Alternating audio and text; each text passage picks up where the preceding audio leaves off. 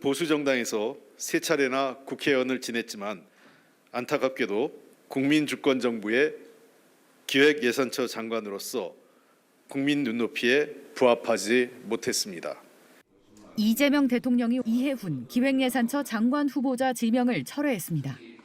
지난달 28일 지명한 뒤 약 한 달, 인사청문회 이틀 만입니다. 문제가 있어 보이긴 해요. 그리고 우리 국민들께서도 문제의식을 가지시는 부분도 있습니다.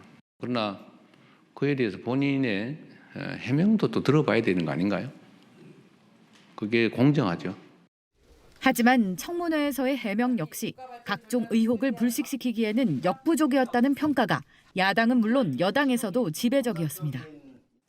야! 이렇게 말하시면 안 되는 거 아닙니까?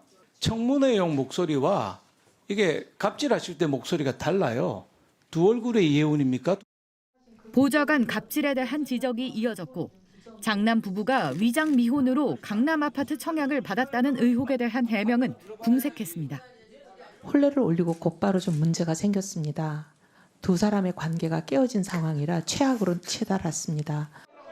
장남의 연세대 입학 특혜 의혹 등이 새롭게 제기되기도 했습니다. 여야 합의로 청문 보고서 채택이 어려운 상황. 이 대통령은 철회를 결정한 것으로 전해졌습니다. 홍익표 정무수석은 자진 사퇴를 기다리지 않은 이유에 대해선 대통령이 인사권자로서 책임을 다한 것이라 설명했습니다. 대통령이 장관 후보자를 지명 철회한 건 지난해 7월 논문 표절 의혹이 제기됐던 이진숙 교육부 장관 후보자 이후 두 번째입니다. 국민의힘은 당연한 결과라며 검증 실패에 대해 이 대통령이 사과해야 한다고 지적했습니다. JTBC 박사라입니다. 청와대는 이재명 대통령의 통합 인사 기조는 계속될 것이라고 밝혔습니다. 통합 인사를 통해 대통합의 의미와 가치를 되새기고자 하는 이재명 대통령의 숙고와 노력은 계속될 것입니다. 이 대통령은 취임 초부터 보수정당 출신 권오을 국가부 훈무장관을 기용하고 윤석열 정부의 송미령 농식품부 장관을 유임시키는 등 통합 인사 기조를 이어왔습니다. 지난 16일 여야 정당 지도부 초청 오찬에서도 국민 통합을 강조했습니다. 세상은 빨간색, 파란색, 오렌지색, 노란색 다양하게 있다.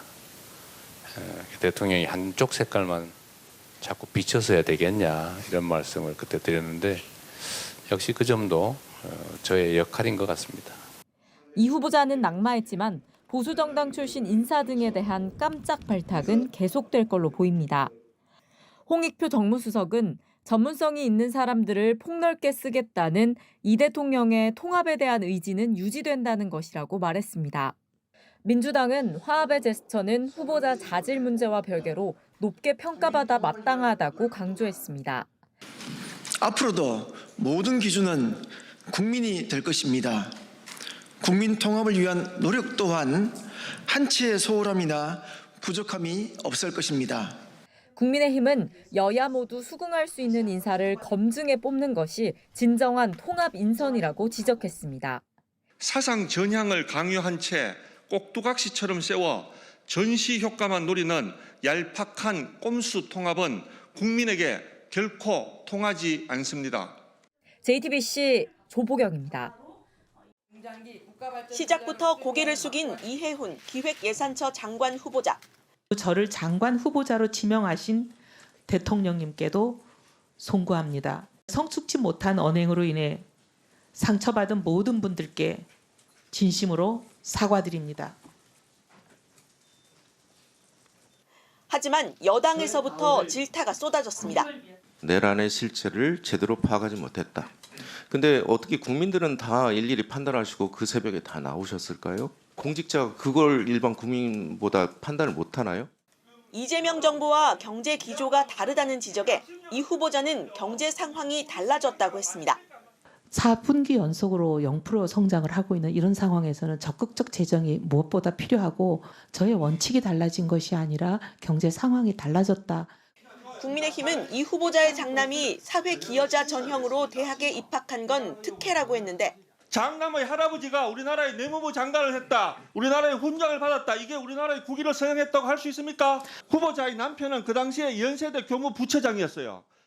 보좌진 갑질 논란의 녹취가 재생되자 이 후보자는 시선을 피하기도 했습니다. 후보자님, 야! 이렇게 말하시면 안 되는 거 아닙니까? 청문회용 목소리와 이게 갑질하실 때 목소리가 달라요. 두 얼굴의 이해운입니까? 이른바 이해훈 비망록에 대해선 자신이 쓴 게 아니라고 주장했습니다. 이건 제가 작성한 것이 아닙니다. 네, 알겠습니다. 그리고 저는 한글 파일로 이런 걸 만들지를 않습니다. 위증의 벌을 받는다는 점 고지해 주시고 저희 입장에서도 결국 국민들의 판단에 맡길 수밖에 없습니다. JTBC 류정화입니다. 나흘 만에 가까스로 열린 인사청문회에서 이해훈 후보자는 시작부터 고개를 숙였습니다. 그리고 저를 장관 후보자로 지명하신 대통령님께도 송구합니다. 우선 저의 성숙지 못한 언행으로 인해 상처받은 모든 분들께 진심으로 사과드립니다. 하지만 내란 옹호부터 부정청약, 갑질 논란 등 각종 의혹엔 여야를 가리지 않고 질타가 쏟아졌습니다. 내란의 실체를 제대로 파악하지 못했다. 근데 어떻게 국민들은 다 일일이 판단하시고 그 새벽에 다 나오셨을까요? 왜 공직자가 그걸 일반 국민보다 판단을 못하나요? 특히 이미 결혼한 장남을 부양가족으로 기재해 청약을 신청한 점을 두고 질의가 집중됐습니다. 원펜타스를 지키기 위해서 저는 사퇴 안 하고 계시고 이 후보자는 장남의 결혼 직후 가정사 문제가 겹쳤다며 아들의 스트레스 치료 사실을 밝히고 눈물을 보였지만 실은 그 시기에 발병을 했습니다. 발병을 해서 지금까지 치료를 받고 있습니다. 관계가 파경이 되면서 이 모든 게 이제 정신적인 압박과 스트레스 등등으로 주소를 합친 시점이나 처분 의사 등이 석연치 않다는 지적이 나오면서 논란을 부채질했습니다. 이 집을 저는 내놓으셔야 된다고 생각해요. 그렇게 하실 용의가 있습니까? 수사기관의 결과에 따르겠습니다. 또 보좌진 갑질 의혹도 과거 갑질 근절을 강조했던 입장과 달리 부적절했다는 지적이 나왔습니다. 후보자님, 야! 이렇게 말하시면 안 되는 거 아닙니까? 청문회용 목소리와 이게 갑질하실 때 목소리가 달라요. 두 얼굴의 이해운입니까? 이 후보자의 해명과 사과가 여러 차례 반복됐지만 장남의 입시 과정과 정부의 재정 기조, 자료 제출 부실 문제 등을 놓고 의혹 제기는 끊이지 않았습니다. 결국 어제 오전 10시에 시작된 인사청문회는 정회와 속개를 반복한 끝에 오늘 새벽 0시 54분에야 종료됐습니다. 국민의힘은 이 후보자가 청문 내내 궤변과 변명으로 일관했다며 즉각 사퇴해야 한다는 입장을 밝혔습니다. JTBC 최규진입니다.